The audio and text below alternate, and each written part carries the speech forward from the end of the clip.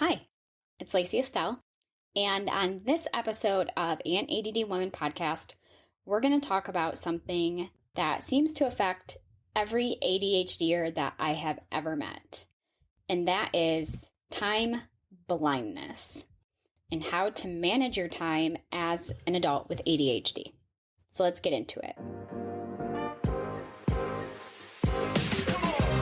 Welcome to An ADD Woman podcast. I'm your host, Lacy Estelle, writer of all things about ADHD parenting and being an ADHD mother on Mothering the Storm with Lacy Estelle at lacyestelle.com. Here on An ADD Woman podcast, we're going to switch it up and talk about all things to do with ADHD as an adult woman and how we deal with it. Now, you might be thinking, ADHD, women don't really have that. Actually, we do. We've all just been doing such a great job for years of masking it. So let's dive in. Let's talk about everything that our ADHD touches in our lives. And when I say everything, I mean everything. There is not one thing when you have ADHD that it doesn't affect. I'm so glad you're here. And if nothing else, I hope that you take away from this that you are not alone, you are not a failure, you are not lazy, and you are not stupid, and you are definitely not crazy. You just have ADHD, and you're just like me.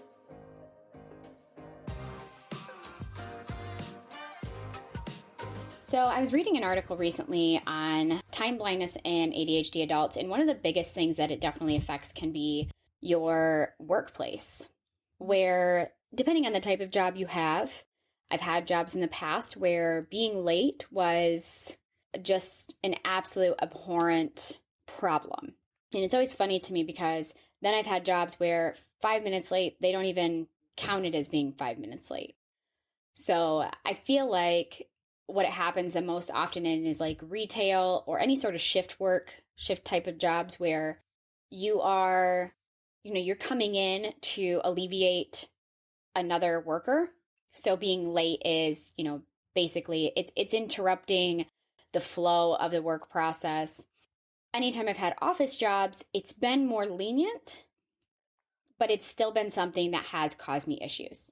And I will tell you, I have been working on my lateness problem well before I even realized I had ADHD.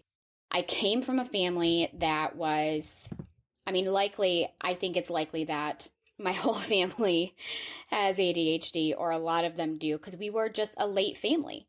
And I know that there are cultures out there that consider being early or on time to something as almost rude. So sometimes it can just be, your family, your upbringing, and how everybody in your family kind of deals with time. And being that ADHD is hereditary and highly genetic, that doesn't surprise me whatsoever that when you have late people, a lot of times the whole family is just kind of late people. Not to mention, I will say that with ADHD people, we do not develop an internal time clock. Now, I have met ADHD people that have stressed themselves to the max to a point to where being late causes them greater concern, and they make a point, they work extra hard to be on time. But what I also notice is those same people, the things they have to do to be on time take up so much of their headspace.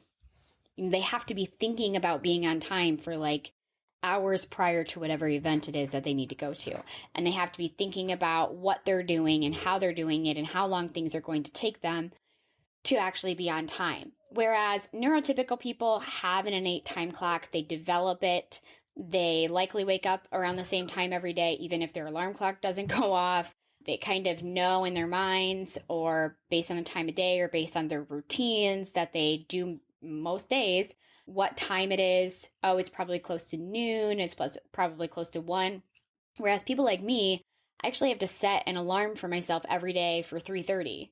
And I only do that because 3:30 is generally the time of day where I realize the day is half over and I need to shift into mom mode because my kids are getting home from school. And I need to start thinking about what I'm going to be making for dinner. And if I'm still working, I need to wrap my work up within like the next hour. So I have an alarm just for that, just to help me shift my thinking. And that just goes to show you the difference between neurotypicals who have an innate time clock that they develop throughout their being raised, they develop it. And these are also too, one of the other things I notice with a lot of ADHD people and ADHD adults, they gravitate towards digital clocks. They don't like an analog clock because a lot of times they have to really look at it for a second to figure out what time it is.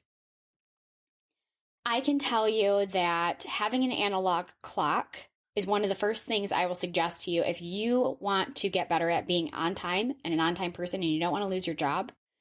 You need to invest in an analog watch, and you need to learn how to be able to just glance at it and know what time it's saying. It is probably imperative to you being able to, what I will call, close the gap on the time that you actually arrived to an event and the time that you needed to arrive to that event.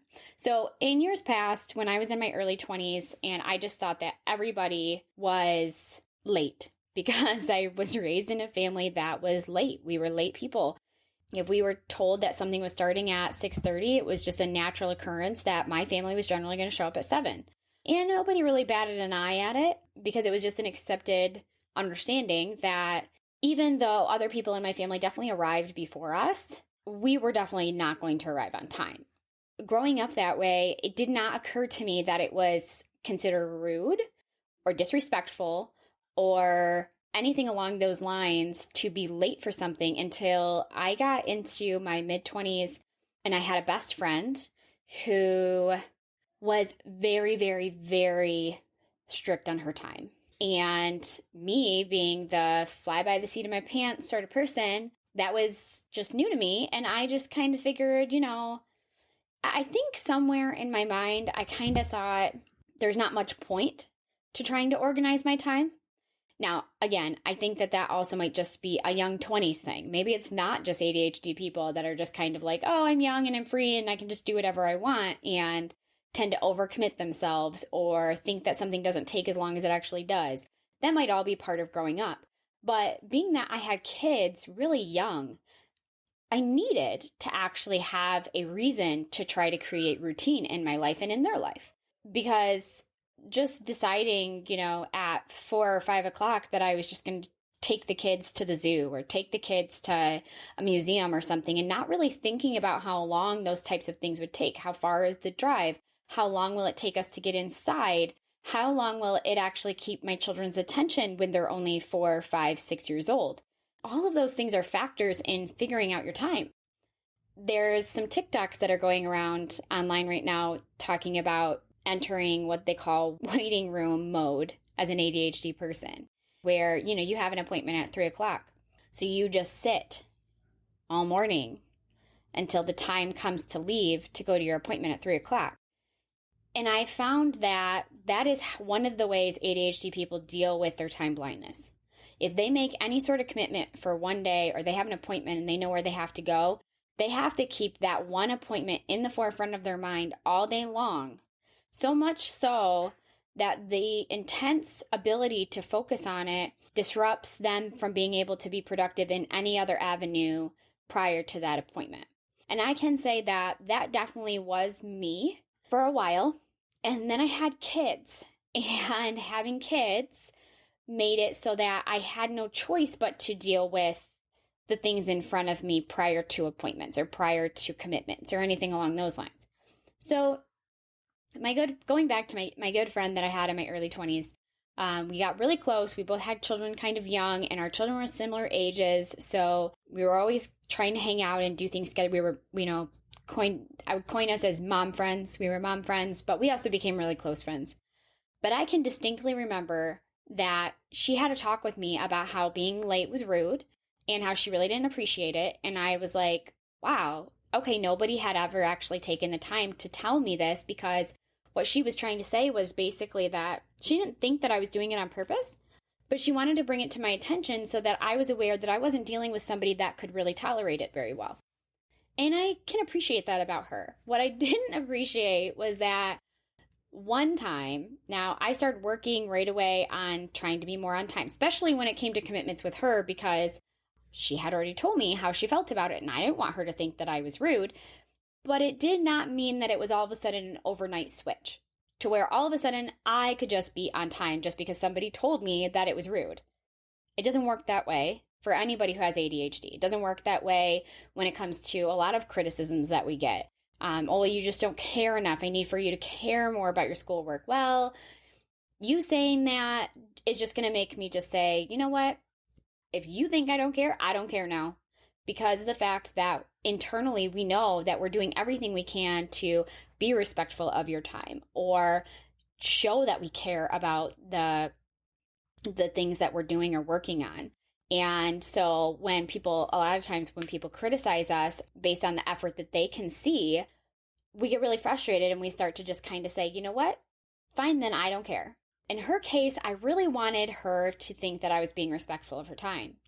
So there was a day where we had made plans to take the kids to a zoo or something along those lines, and I was on my way to her house, and I was running only like 5 minutes late. Now, this is one of those times where, as an ADHD person, there are a lot of times I will talk to other people who I know have ADHD, and they'll be like, oh yeah, I'll be there in 20 minutes. But their 20 minutes is 45 minutes or an hour. Now, being that I have ADHD, I understand that, so I usually don't mind. But I will also ask people specifically, okay, well, you say 20 minutes, but where are you exactly? And if they tell me, I can usually get a good idea. Being from a small town, I can usually get a good idea as to whether or not they are actually 20 minutes from me or if they're underestimating the time that it will take them to get to me. So in this case, I was literally only 5 minutes late. I knew I was only 5 minutes late. I was taking account of it. And I called her to tell her, I said, hey, I'm on my way. I'm almost there. I'm just a couple minutes late. Well, with the experience she had with me, she didn't know if I'm defending her. And I feel like kind of when I think back on this, I'm like, yeah, two wrongs don't make a right. Was I supposed to be late? No. But at the same time, what she did because of it, I was like, really kind of shocked me. And it was the first time somebody had ever really caused that direct of a consequence for me when it came to being late. So I arrive 5 minutes late and I come in and I say, hey, okay, you ready to go? And she's like, oh no, we're not going now. I'm like, what? What do you mean we're not going? She's like, well, you said you were 5 minutes late, but I didn't know if you meant 5 minutes or 20 minutes. So I put a little laundry in and I start cooking dinner because I figured we're not going to have time to go now if you're that late. So we're not going. And I was like, I was literally 5 minutes late. But in her defense, like I said, she had already been experiencing my time blindness. And from an outsider's perspective, time blindness, man, it makes us look so terrible, and we're not. Like, we are usually doing everything we can to be on time to stuff, and we will still end up late. And it's so frustrating. And it doesn't even just affect like our timelines of getting somewhere, okay? It affects our deadlines. I work for myself. And over the last year, one of the biggest things I realized that I have such a skewed sense of time is working on deadlines. I get clients now, and when I have a client, I want to give them an estimate of how long something's going to take. And I will usually tell them, 6 weeks. But a lot of times, these 6-week intervals for me, especially because of the learning curve of being a new service-based business person, whereas, I'm working directly with other people and not so much doing content creation like I do for the podcast and for my blog, it really can wreck some of my client relationships if they are timely people and I say one thing and one thing will be done by this time, but it ends up taking me 2 extra weeks. That's not just a few hours late. That is 2 weeks late. And it drives me nuts. It really, really, really does. I can't even explain to you how frustrated with myself I will get when things don't get completed. But the thing is, too, is I will be up until 11 o'clock at night. I will be up until midnight working on all these different things. And sometimes I'll hit a wall that I cannot address until the following day. So all of these are factors in time blindness for ADHD people. Not having a analog clock, or at least an internal analog clock, and not being able to recognize what time it is based on just kind of looking up and looking outside or looking around or recognizing what part of your day you're working on. All of these things factor into why we struggle so much with time. I feel like over the last 10 years, since that incident, it's probably been about 8 or 9 years of me working hard to be more on time. I've gotten myself down to about 50% on time. 30% of the time I'm about 5 minutes late. And then the last 20% of the time is 10 minutes or more late. And I feel like just the other day, there was a friend of mine, a colleague, Brian Dixon. He's awesome. He's a great author. He's written a lot of books. He posted something about if you're early, you're on time. If you're on time, you're late. And late is just unacceptable. And I've heard this a lot, especially being the type of person that I was, especially growing up in the family that I did where we were always late. So it was just something I didn't realize that other families didn't do. A lot of people on there agreed with him. Oh, yes, my father said this, and I've heard this saying before. But as somebody who experiences time blindness, it was a very polarizing statement to make. And I commented on it and I said, oh man, if only late wasn't my middle name. I have been working on being on time as a human being for years, and I still haven't gotten it. And being the person that he is, and he's very self-encouraging, and he's written quite a few self-help books in the entrepreneur world, and he just commented and said, you can change today. I said, well, I like to think that, but if I actually think that way as an ADHD person, I won't work on it. When I, as an ADHD person, try to fix any of my frustrating characteristics that are based directly on my ADHD, okay? If I tell myself that I have to get it right away and that I have to just immediately make a 180 and shift gears into being an on-time person, I will quit. It happens with people who have ADHD and they do diets. If you are trying to lose weight and you have ADHD and you fall off just one day, you eat like 3 pieces of cake. You are playing with fire and trying to change your character flaws, which I don't think ADHD are character flaws, okay? But if you're viewing them as character flaws and you want to change them, okay? And you try to shift your thinking and then one day you have chocolate cake.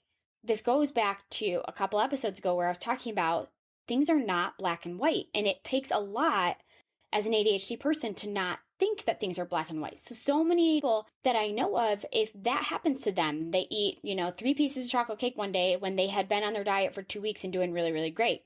And that chocolate cake causes them to bloat or maybe feel kind of crappy. And they start to think, oh crap, I've gained all the weight back. They will quit. They'll quit. They'll quit trying to eat healthy. They'll quit trying to change their habits. They'll just say, well, if I can't do it all the time, then I can't do it at all. It's the same reason why we struggle to start new tasks. Because if we think we're not going to be perfect at it, then we don't want to try. But getting good at something or getting even decent at something takes practice. It takes practice. And it doesn't just take practice in like 6 months or 3 months or 2 months or a day, the way Brian kind of displayed it. You can change today. I'm like, listen, dude, I've been trying to change for years. And just because you tell me that I could change today does not mean that what I'm already working on and what I've already been trying to do for the last however many years in making myself more aware of time and more aware of people and how they view time and how they view me being late. It's not just going to change because you tell me I can change today, dude.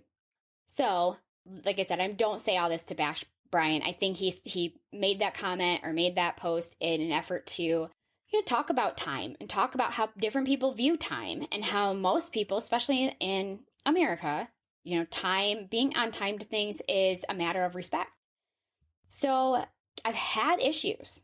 I've had previous employers say, hey, I see your time card and, you're 7 minutes, you're 8, you're 9 minutes late, you're 10 minutes late sometimes, and after a while, sometimes they will tolerate it for a while.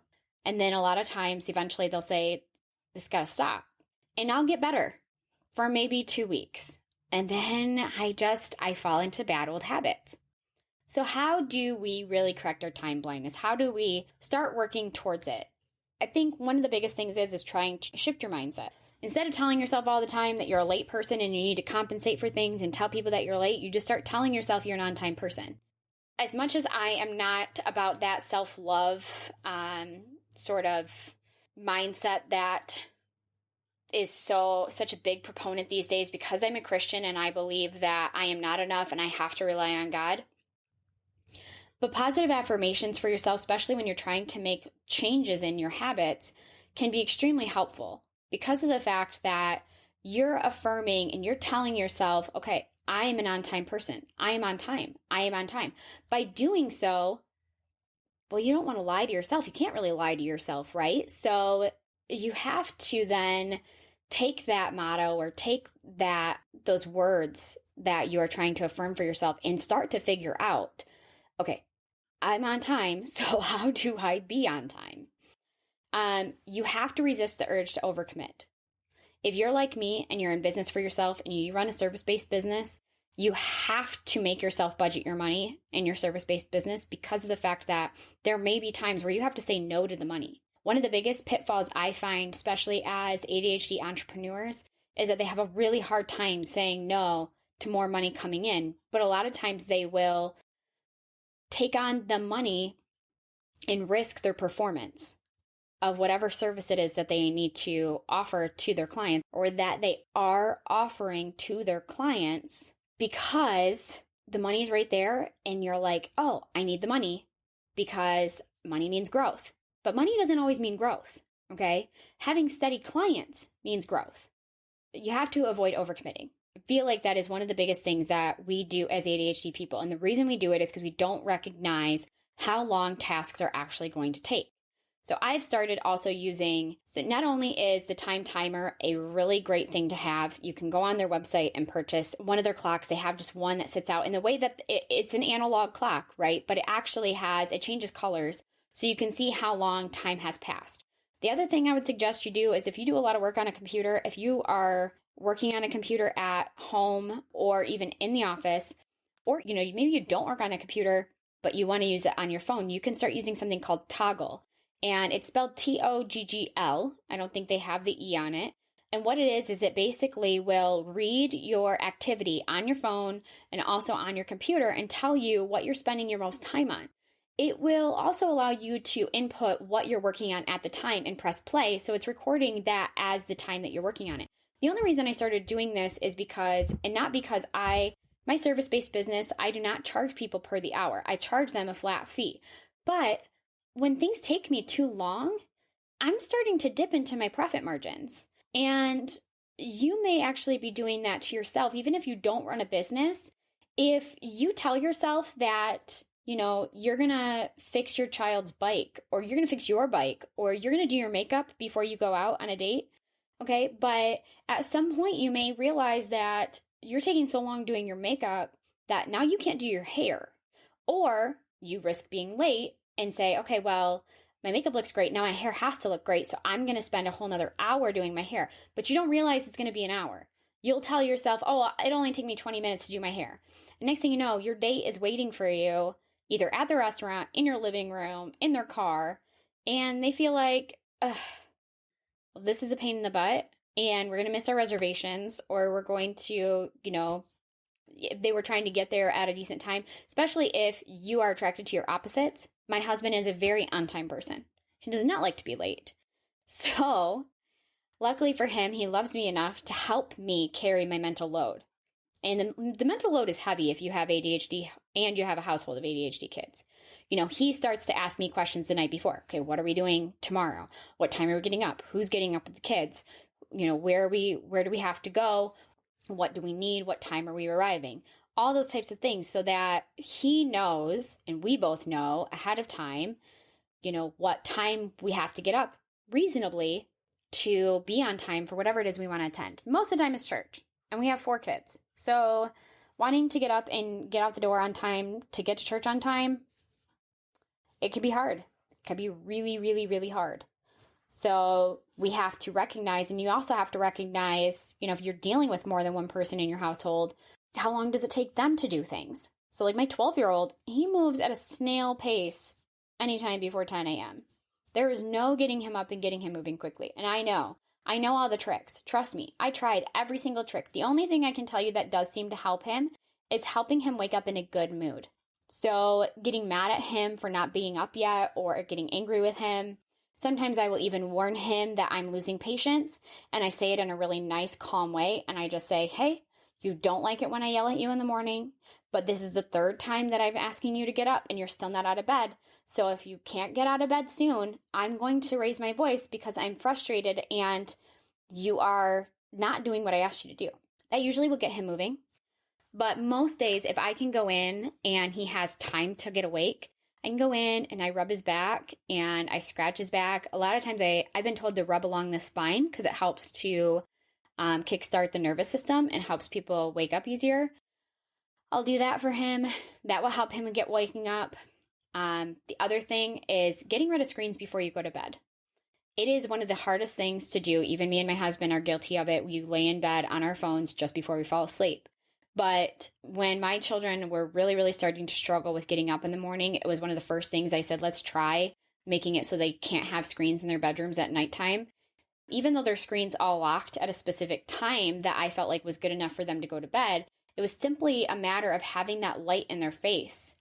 And now, just within a couple of weeks of not allowing that, they have really, really, really improved on getting up in the morning. So that's another thing to keep in mind. You also have to resist the urge to avoid the tasks that give you anxiety. It's likely that if you went undiagnosed with ADHD for a long time in your life, you have also developed anxiety. And I said in a previous episode, and I don't know if this is true or not, but I do think that a lot of women, especially with inattentive type ADHD, they are going to develop anxiety to try to cope with that inattentiveness of the struggle to start things. You have to start training your brain, and this is just like the same thing I tell my kids, that doing a task is not going to kill you. So one of the biggest things that I always took away from my cognitive behavioral therapy days when I went to cognitive behavioral therapy, I've never administered it, I'm not a clinician, but a lot of times my therapist would walk me down the path of worst case scenario. It was really helpful in my anxiety of, okay, I don't want to look at my water bill this month because I know it's going to be really expensive and I don't know how I'm going to be able to afford it.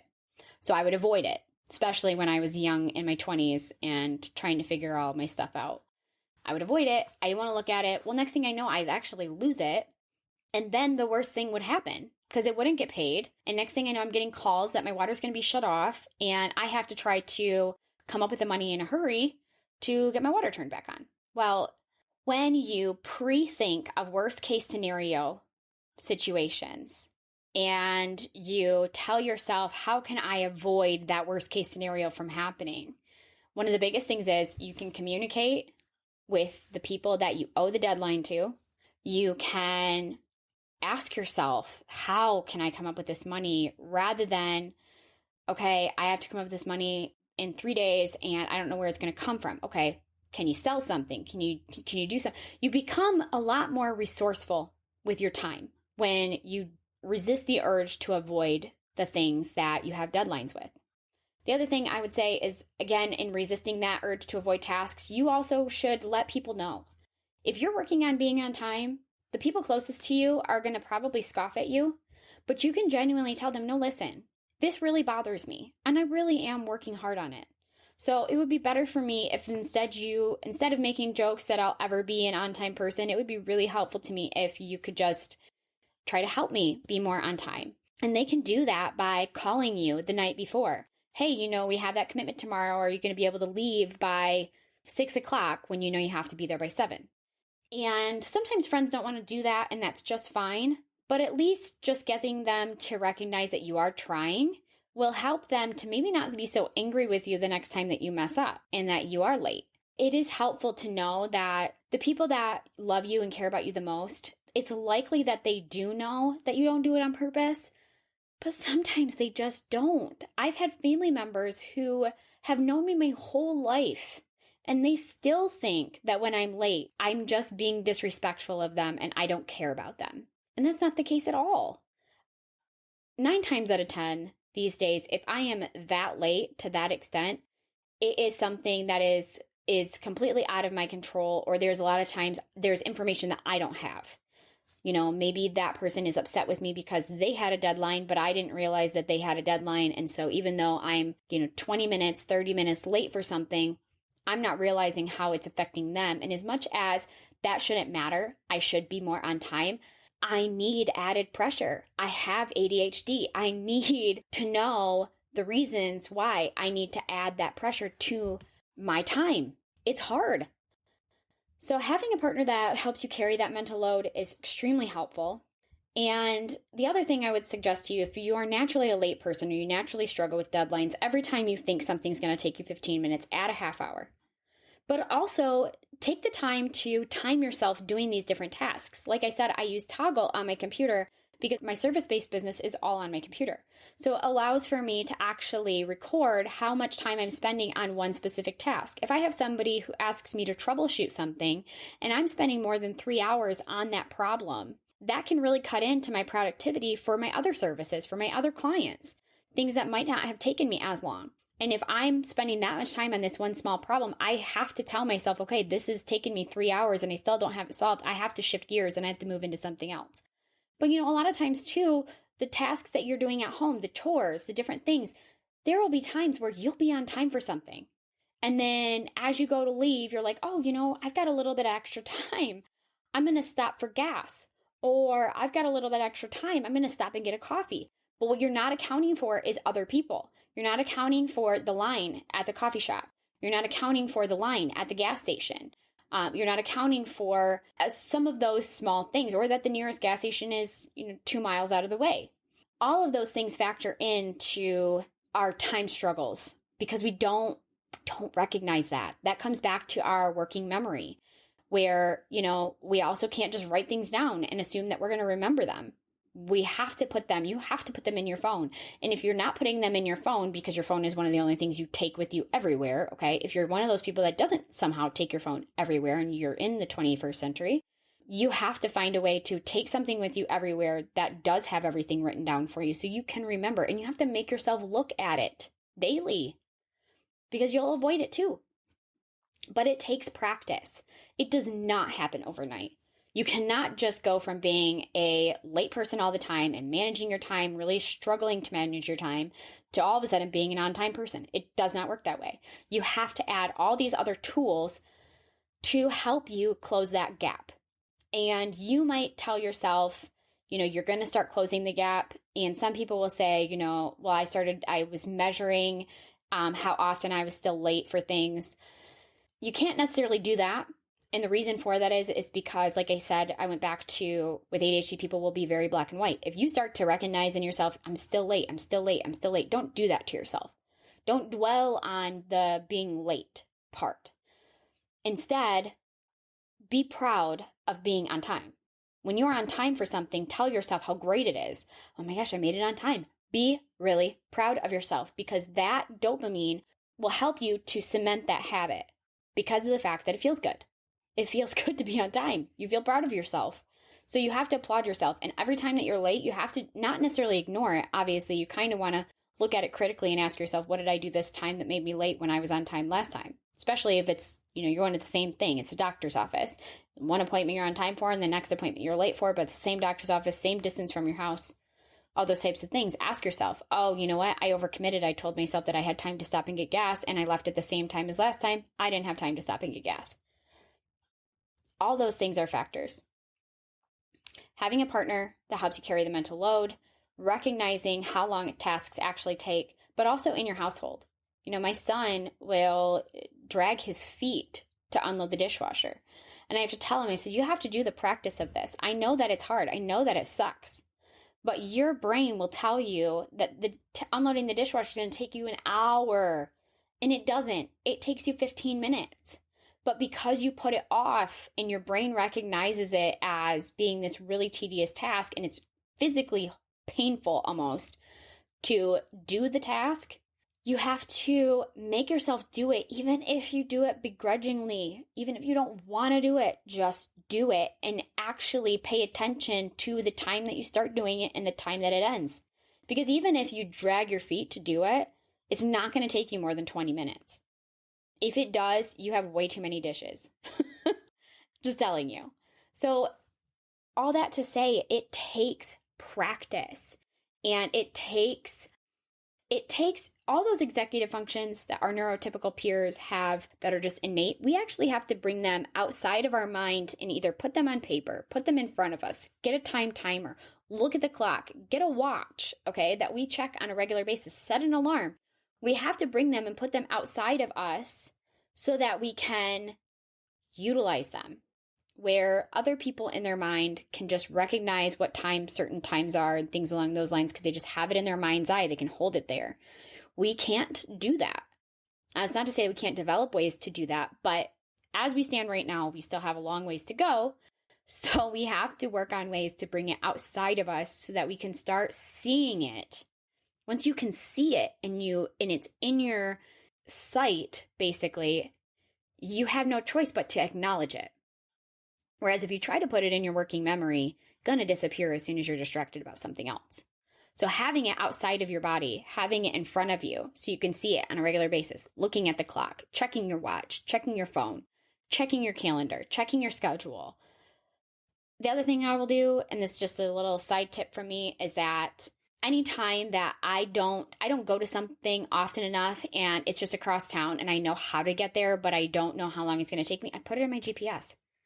Put it in your GPS. Let the GPS tell you how long it's going to take you to get there. Just the other day, I called my doctor's office. I was certain it would only take me 15 more minutes to get to that doctor's office. I asked them if I was 15 minutes late, if I'd still be able to see my doctor. And they said, yeah, no problem. And I got there 25 minutes late. And when I did, they were like, yeah, you said 15 minutes, but it's been 25. And I said, I know, and I'm so sorry. Well, had I put it into my GPS prior to making that call, the GPS would have estimated that I had 22 more minutes to go, and I would have known that I was not going to be there within that time, and I might have called and saved myself the trip and the gas.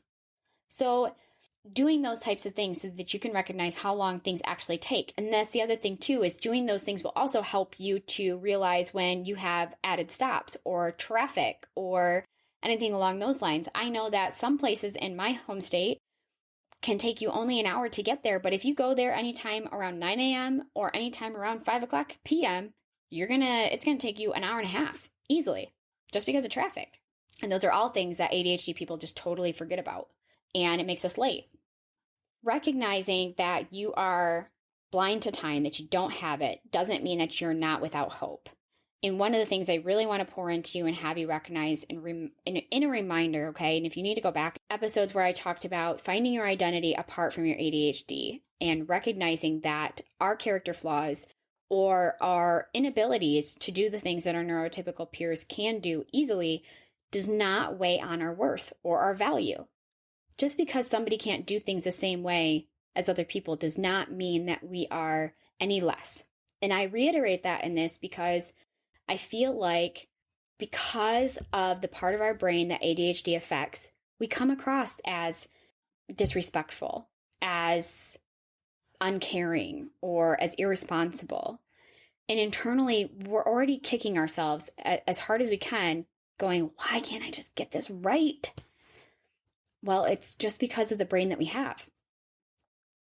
And it doesn't mean that you can't make progress. It does not mean that you cannot change. It just means that it's going to take you longer than it would other people, and you have to come up with other ways to really do it.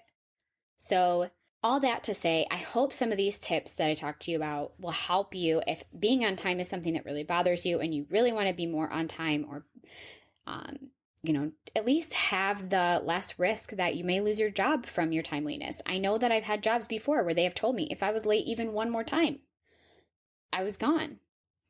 And that's scary, especially in this economy. But there are ways to help you to get better at being more on time. If you're a woman, learn some quick ways to do your hair. I can tell you firsthand that learning how to braid my hair or learning how to French braid it fairly quickly, or being okay with wearing it in a ponytail when I really wanted to wear it down, I can't count how many times that has saved me from being late for things. It's such a silly small thing, right? But I'm just the type of person, I always overestimate how long it will take me to do my hair the way I want it. And if I sit and I ask myself, okay, is this event important enough for me to want to be on time? Or is it important to me more so to look the way I really want to look. Okay, I guess I'm going to pull my hair up in a bun and I'm going to go out the door. So those are small things that you can change slightly, learn to accept those, and get out the door. Get out the door on time and try to make yourself, make progress. It doesn't, like I said, it does not have to be overnight. You do not have to all of a sudden wake up one day and be like, I'm going to be on time from now on out forever. It doesn't happen that way. It's just not realistic. I don't even think that's realistic for neurotypicals, but I've never been one, so how would I know? Either way, I hope that these tidbits will help you, and feel free to send me a message. Let's talk more about them. Let's talk about, maybe your culture is different than mine. Maybe your culture thinks that being on time is rude. So you've never encountered this, but it bothers you, or maybe it bothers you in the workplace, or you're noticing it's a struggle for you as an entrepreneur. Hey, I get it. I totally get it. Also, one of the last things I'll say is make sure that you're honest. Being honest with people about your lateness is the first step, I think, in becoming not a late person. If you're the type of person that that somebody's going to be frustrated with you because you're late, and you lie to them and you tell them you're 10 minutes away and you know that you're not, that is rude. That is disrespectful. Be honest with them. You can have faults. It's okay to have faults. It's okay to be working on something and not be very good at it yet. We have to start shifting our thinking from being so black and white to having these gray areas of growth. It's the only way that we'll be able to implement the things that we really want to implement. So, I'll talk to you guys soon.